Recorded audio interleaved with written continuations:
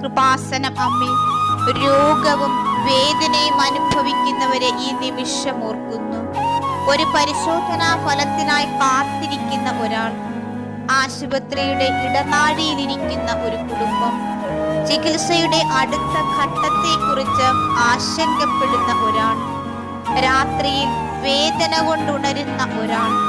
അവരുടെ പേരുകൾ ഞങ്ങൾക്ക് അറിയണമെന്നില്ല, പക്ഷേ അമ്മയ്ക്ക് അവരെ അറിയാം.